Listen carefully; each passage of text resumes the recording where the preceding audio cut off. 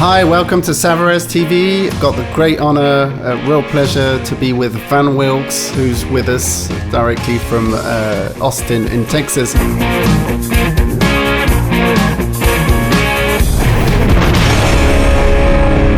How's it going, Van? It's going great, and we're really proud and honored to be a part of the Savarez family and to talk to you today. And you remind us that we wish we were in France right now. We, when the COVID thing hit, we lost a tour, but we'll be back.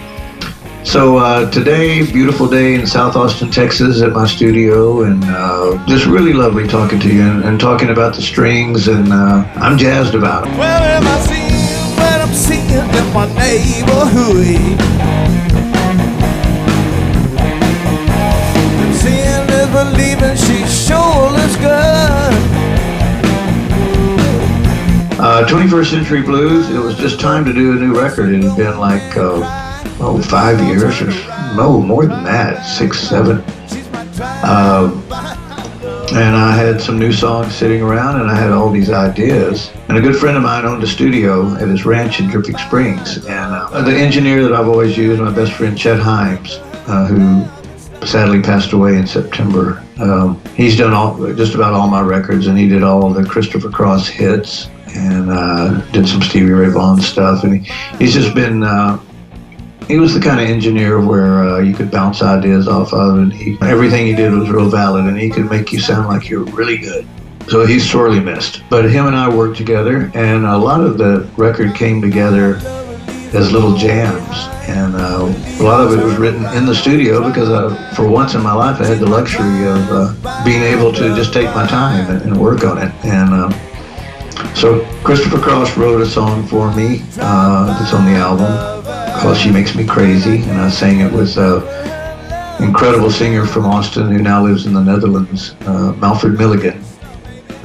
You need to check him out if you don't know. He was in Storyville with David Grissom and Double Trouble. Chris sang on Drive By Lover, which is funny. So we got Christopher Cross and Billy kind of singing background on that.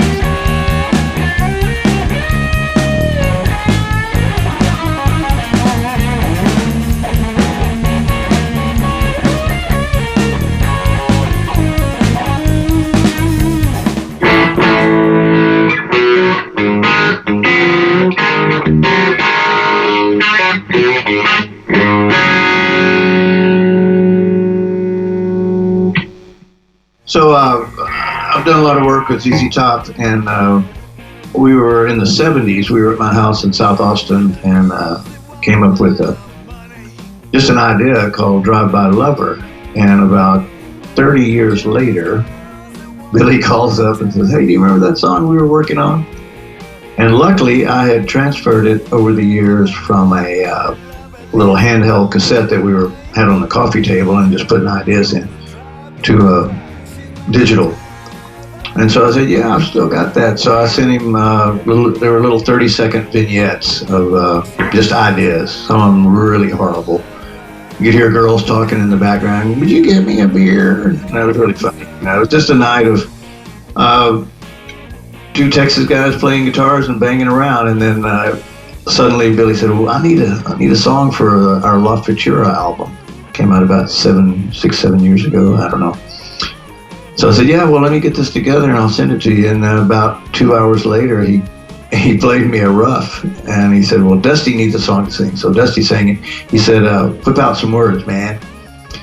And so I sat on the couch and just wrote these, they're barroom, Texas barroom lyrics. You know, it's nothing that'll change the world. It's just a fun little song. But Billy did it like, let's see.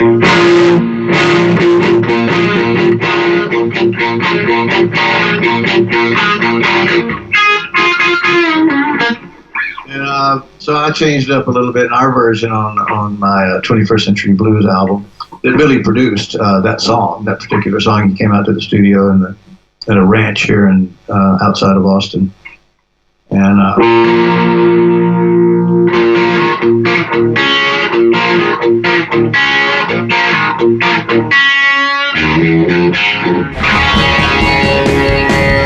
Drive by lover,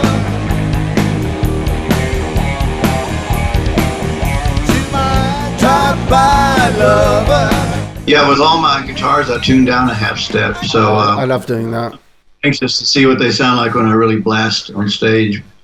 And then this is tuned to an open G flat, so it's down even lower. Okay, so here's my Taylor 12 string that I've strung up with 10 light gauge Savarez. I like the way it's, like I said earlier, it's balanced all the way across. I like to do a lot of harmonics, and it seems like they ring like.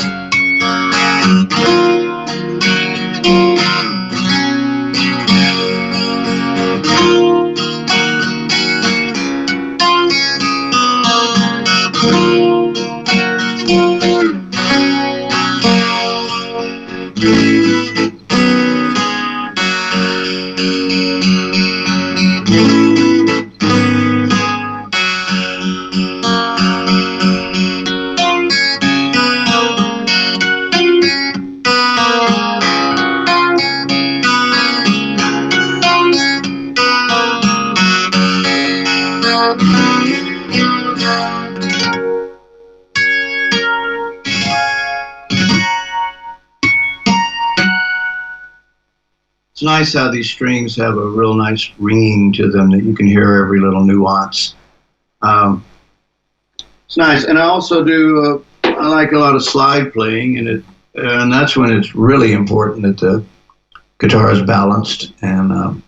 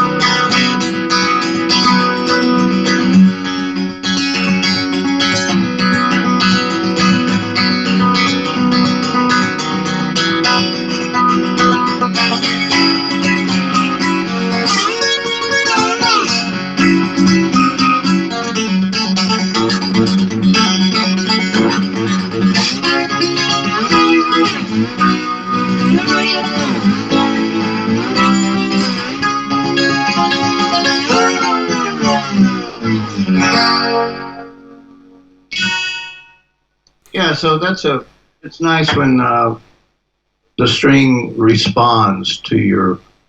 Like I'm hybrid picking with a pick and fingers, and you can. I kind of dig in there deep, and the string seems to talk back to me, and I like that.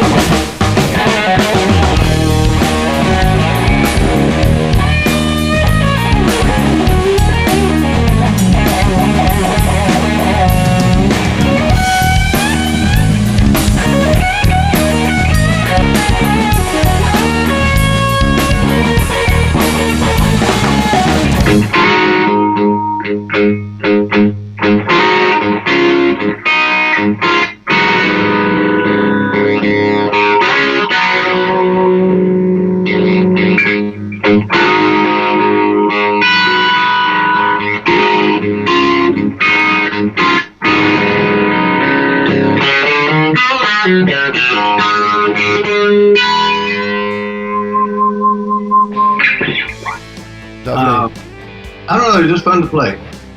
It's nice to try something new that when you've been playing a long time like I have, and all of us have, you get locked into one thing and you go, that's it, I'm not changing. Nobody can make it. It's the only thing I'll ever use. And then then Savarez was very gracious to let me try out different sets and different types, and I'm probably still experimenting. I'll probably try nines on this, or I'll try the hexagonal. In French? What do you call it? Hexagonal. Hexagonal. I just zeroed in on the focus strings, and I like them, but sometimes it's kind of not scary, but kind of like jumping into new territory to try something new.